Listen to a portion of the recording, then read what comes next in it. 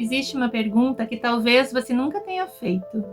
Quem está tomando as decisões importantes da sua vida?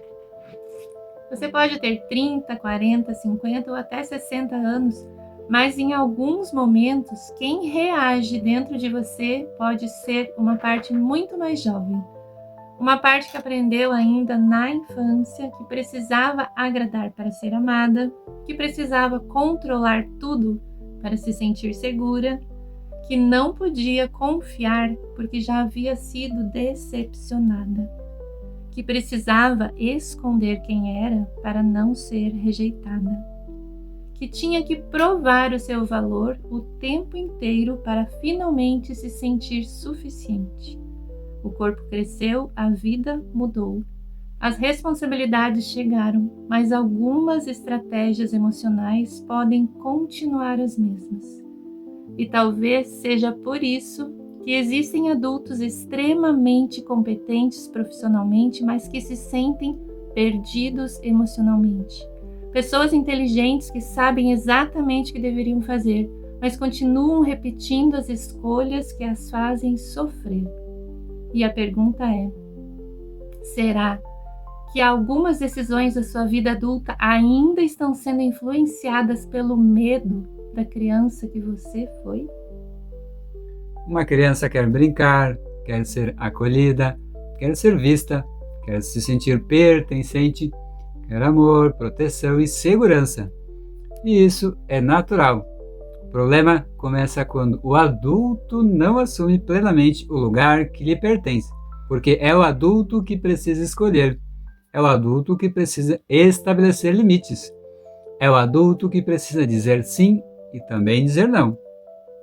É o adulto que precisa trabalhar, organizar sua vida financeira, cuidar da própria saúde, construir relações maduras e assumir responsabilidades.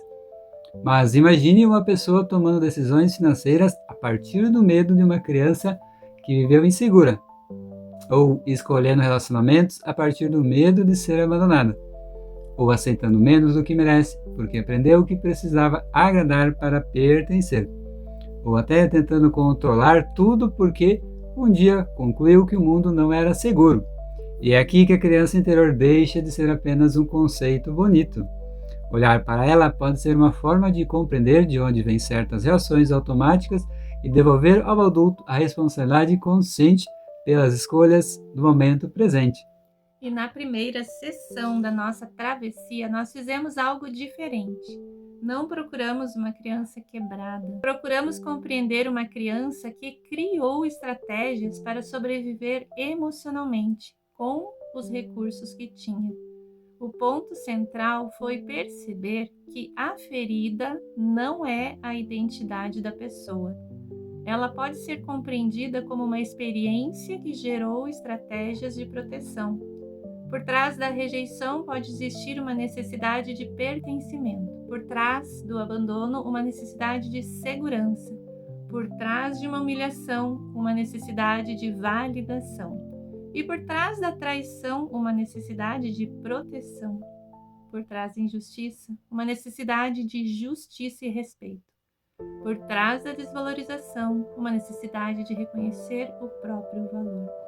E por trás da exclusão, a necessidade de ter liberdade para ser quem é. E na sessão, nós trabalhamos crenças e padrões relacionados a agradar, controlar, esconder-se, fazer tudo sozinho, diminuir a própria luz, sentir culpa ao receber, descansar ou prosperar, entre outros padrões descritos no protocolo. E começamos a construir uma nova consciência. Aquilo que um dia protegeu você não precisa continuar conduzindo a sua vida. Mas existe uma pergunta ainda mais profunda. Se essa criança não precisa mais comandar a sua vida, quem vai protegê-la agora? É exatamente aqui que começa a nossa segunda sessão. Na primeira, olhamos para as estratégias que a criança precisou criar. E agora vamos trabalhar a construção do que eu chamaria de o guardião interior, a parte adulta e consciente que estabelece limites, que protege, que escolhe, que sustenta, que cumpre seu compromisso e trabalha e constrói segurança, que sabe dizer não e, principalmente, que não abandona a própria criança para ser aceita pelos outros. A proposta não é expulsar a criança do mundo interior. É justamente o contrário, é permitir que cada parte ocupe o seu lugar. A criança pode voltar a criar, a brincar, a sonhar e, principalmente, sentir a alegria. É claro, ser espontânea, não travar na hora de querer expressar algo, enquanto o adulto assume a responsabilidade de proteger, escolher e conduzir. Talvez você tenha passado grande parte da sua vida esperando que alguém finalmente oferecesse a você a segurança que faltou. Que alguém dissesse: eu estou aqui, eu vejo você, você não precisa mais ter medo. Eu não vou abandonar você. Mas existe um momento da vida em que algo precisa mudar. Você olha para dentro, encontra aquela parte de você que ainda espera e diz: agora eu estou aqui. Agora eu cresci.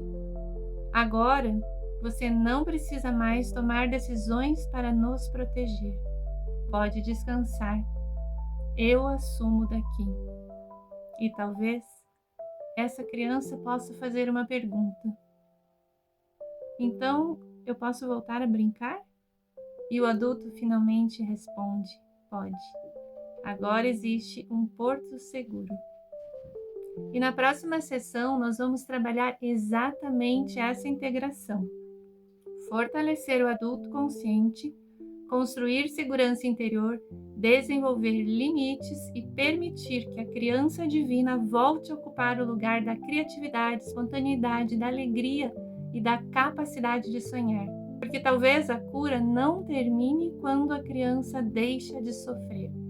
Talvez ela se revele quando essa criança percebe que já não precisa mais dirigir a vida, porque finalmente existe um adulto consciente capaz de protegê-la. E quando sua criança voltar a brincar, talvez seja porque finalmente encontrou um adulto em quem pode confiar, que é você. E é sobre isso que nós vamos tratar na sessão 2 de Criança Interior Divina. Ela acontecerá nessa quinta-feira às 19 horas. Mas se você não puder estar presente ao vivo e online, você pode assistir gravado. Então, se este tema te interessou, entre em contato conosco para se inscrever.